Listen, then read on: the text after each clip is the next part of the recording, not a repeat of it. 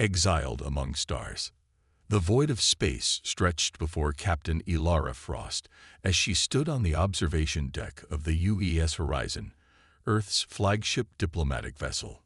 The massive Galactic Conclave Station loomed ahead, its crystalline spires and sweeping arches illuminated by the light of 3 nearby stars. Under different circumstances, the sight would have filled her with wonder. Today, it only filled her with dread.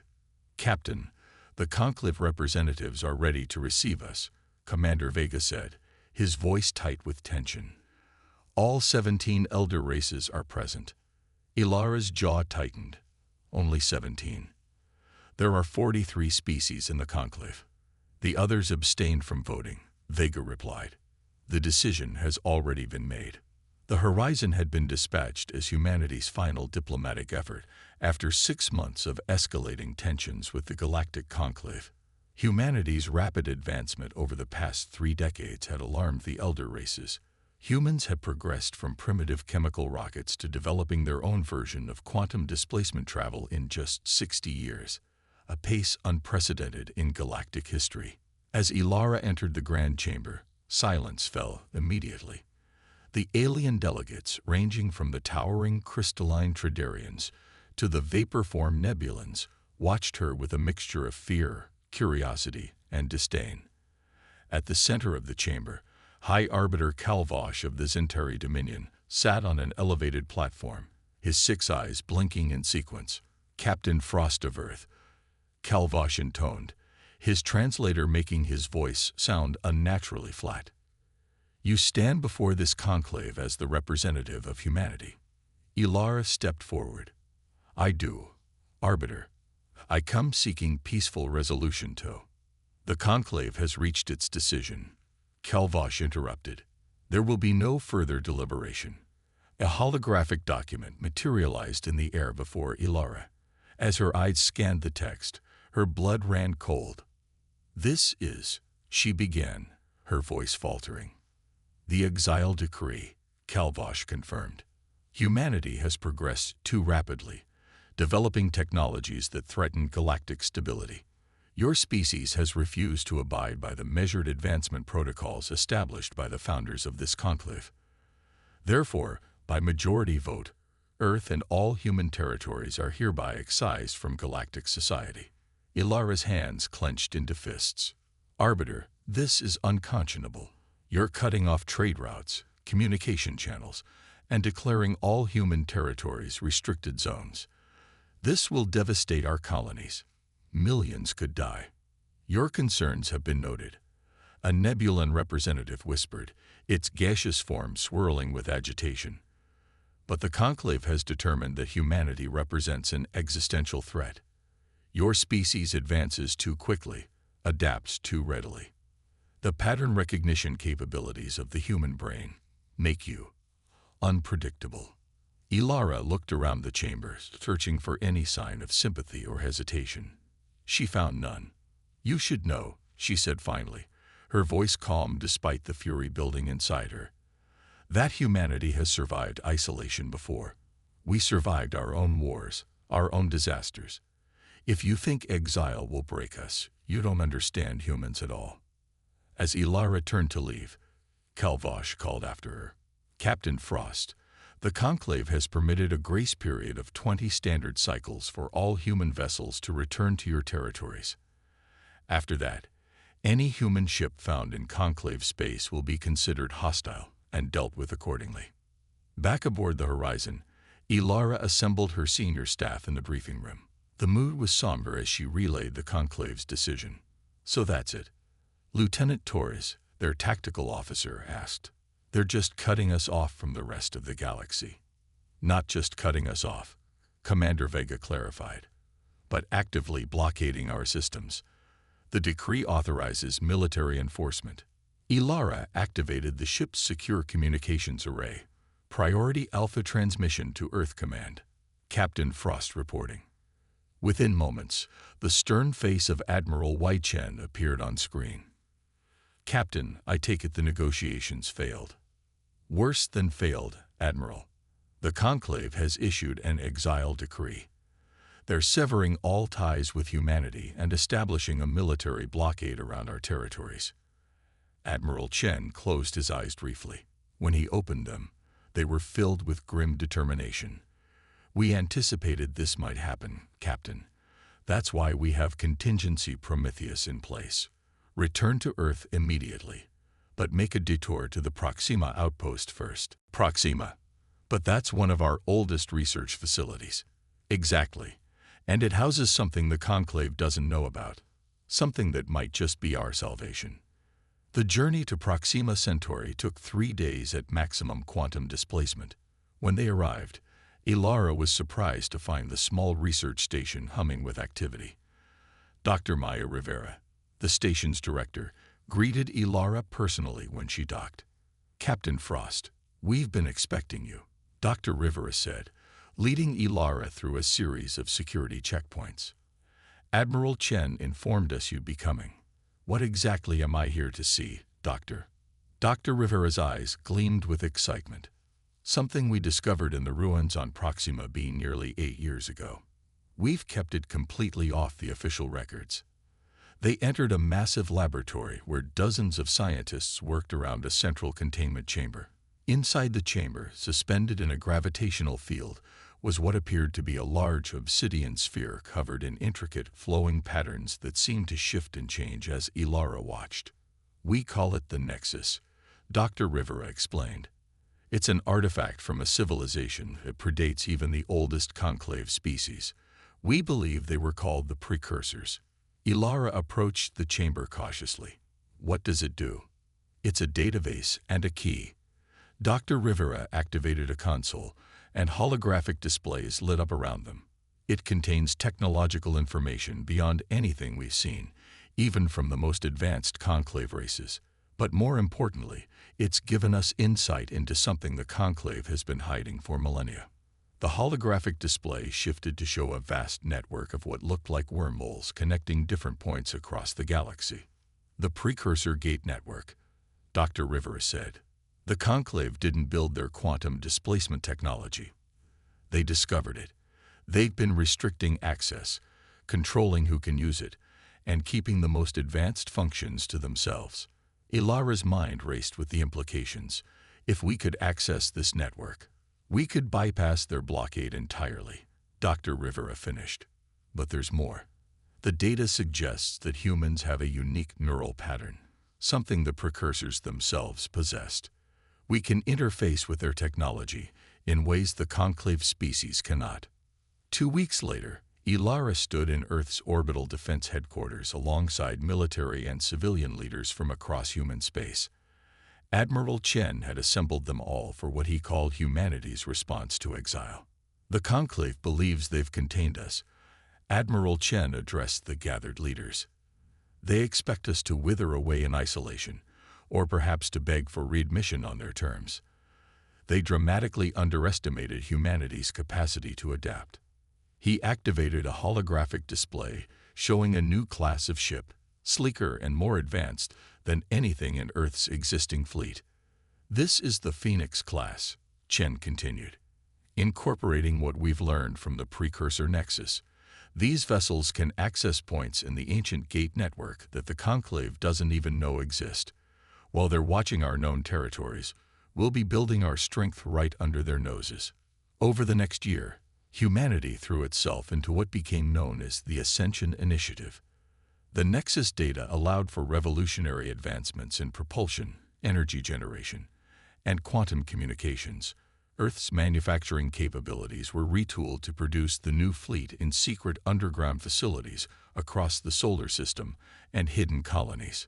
Captain Frost was given command of the first completed vessel, the UES Defiant. Its maiden voyage would be the first test of humanity's new capabilities, a direct challenge to the Conclave's blockade. "All systems green, Captain," reported Lieutenant Torres from her tactical station. "Nexus drive ready for initialization." Ilara took a deep breath. "Commence Operation Daybreak." The Defiant slipped away from Earth using conventional thrusters, maintaining communication silence. Once beyond lunar orbit, Ilara gave the order. "Activate Nexus drive." Target coordinates: Epsilon Eridani, deep sector. The drive engaged with barely a tremor. There was no violent acceleration, no sense of movement at all, just a subtle shift in the starfield visible through the viewports. In an instant, they had traveled over 10 light-years. Position confirmed, Commander Vega announced, unable to keep the excitement from his voice. We've successfully bypassed the blockade. No sign of conclave vessels. Ilara allowed herself a small smile. Deploy the beacon. A small satellite was released from the Defiance launch bay, establishing the first node in humanity's new communications network. Similar missions would follow, creating a web of quantum-entangled communication points that the Conclave could neither detect nor disrupt. The Defiant completed 3 more jumps that day, bypassing Conclave blockades and gathering intelligence on their fleet positions. When they finally returned to Earth, Admiral Chen was waiting. The Conclave thinks they've caged a dangerous animal, Ilara reported. They don't realize they've released one. No, Admiral Chen replied, his eyes fixed on the holographic display of the growing human fleet. They've created one. The Rising Storm. 10 years passed. The Conclave's blockade remained in place, and to outside observers, it appeared effective. Conclave propaganda spoke of humanity's isolation as a success story, a dangerous species safely contained. What they didn't know was that behind this facade of control, a storm was brewing. Admiral Ilara Frost stood on the bridge of the UES Vindicator, flagship of the human Nexus fleet. Around her, the holographic tactical display showed the positions of over 800 vessels, all equipped with precursor-derived technology that had advanced far beyond the Conclave's capabilities. Status report, she ordered crisply. Commander Vega, still her XO after all these years, responded immediately. All battle groups report ready, Admiral. Operation Thunderstorm is green across the board. Ilara nodded. And our allies. The Krell and Vakar fleets are in position. The Solurian resistance has confirmed they'll disable the defense grid on Outpost Sigma 9 when we arrive. In the years since the Exile decree, humanity had discovered they weren't the only species dissatisfied with Conclave rule. The Krell, a silicon-based species whose territories had been annexed for their valuable minerals. The Vakar, whose evolutionary potential had been deliberately stunted by Conclave genetic tampering, and numerous others had gradually joined what was now called the Nexus Alliance. Very good, Ilara said. Signal all vessels. Operation Thunderstorm commences in 30 minutes. Our target is the Helios Gateway Station. Remember, minimal casualties. This is a statement, not a slaughter. The Helios Gateway was one of the Conclave's prized possessions, a massive station controlling access to 23 star systems. Taking it would not only be strategically valuable, but would send an unmistakable message. The human fleet emerged from Nexus space directly adjacent to the station, bypassing the defensive perimeter entirely. Conclave vessels scrambled to respond, but they were caught completely off guard. The station's commander, a Zentari admiral, appeared on the communication screen, mandibles clicking with agitation. This is Admiral Tharvek of the Galactic Conclave. You are in violation of the Exile decree. Withdraw immediately or... This is Admiral Ilara Frost of the Nexus Alliance. Ilara interrupted. The Helios Gateway is now under our control. Your vessels will stand down, or we will be forced to disable them. The Zentari's compound eyes widened in shock. The Nexus Alliance. What deception is this?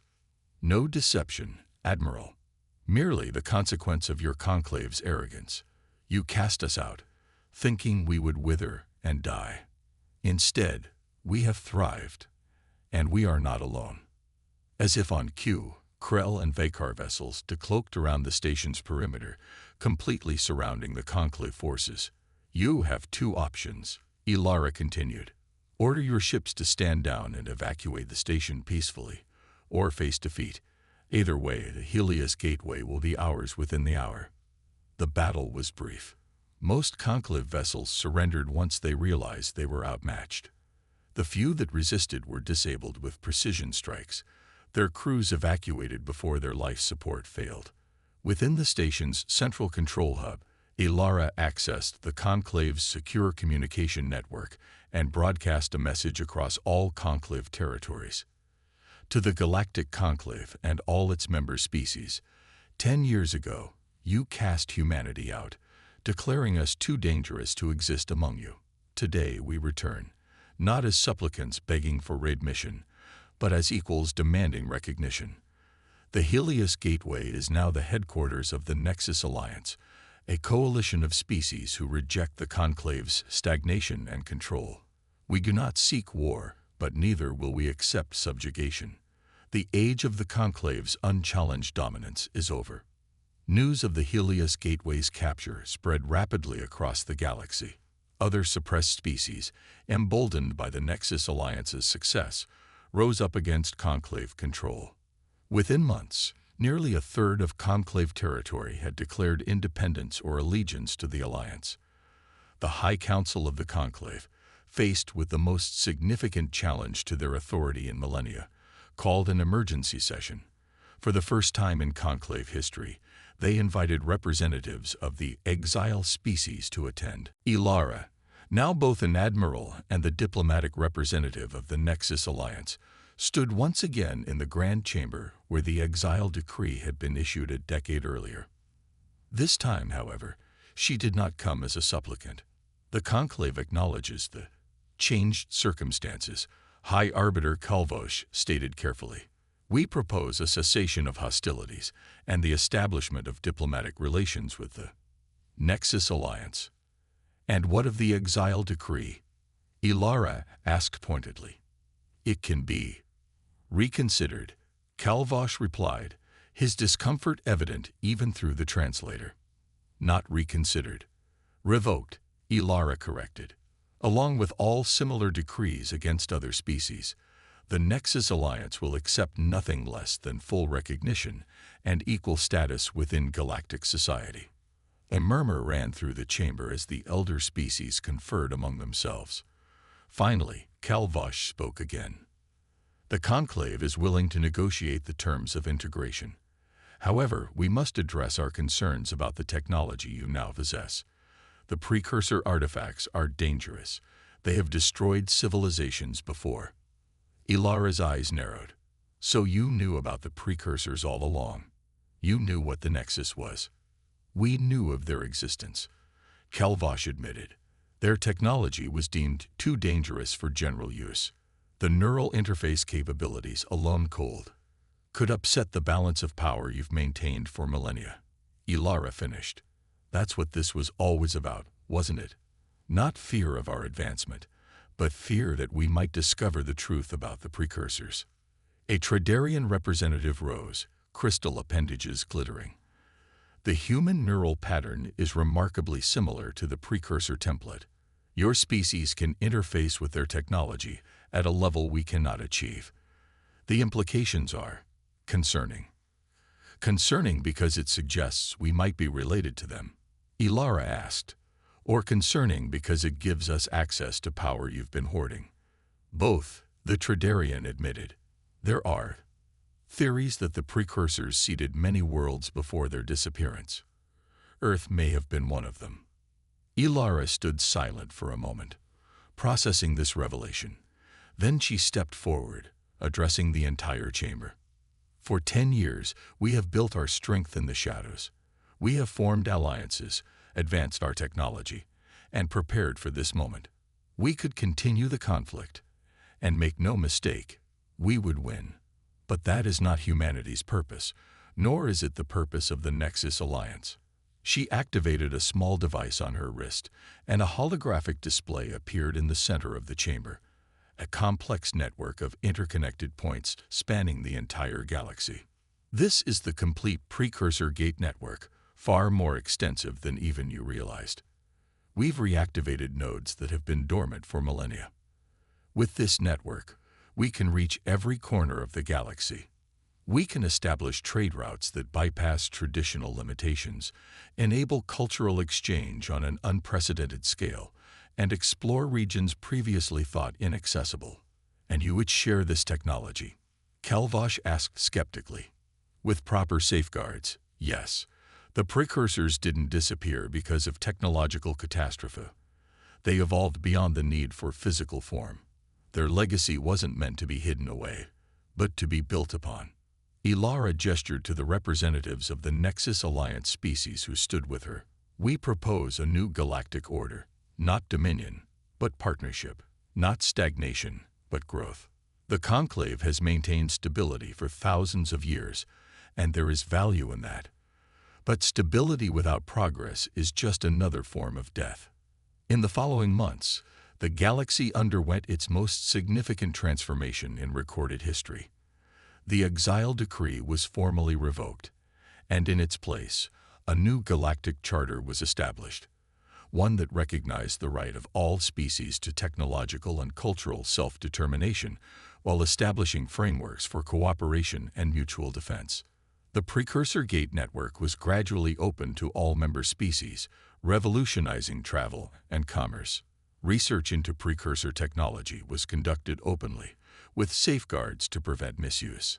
And humanity, once exiled from the stars, took its place as a founding member of the new Galactic Union, a testament to the indomitable human spirit that turns adversity into opportunity, isolation into innovation, and exile into empire. As Admiral Frost stood on the observation deck of the new Union headquarters, watching ships from hundreds of worlds come and go through the shimmering Nexus gates, Commander Vega joined her.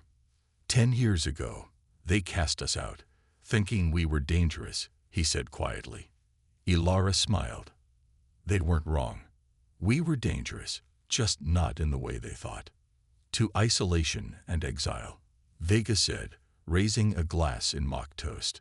To the best mistake the Conclave ever made, Ilara replied, her gaze fixed on the stars that were now truly humanity's domain.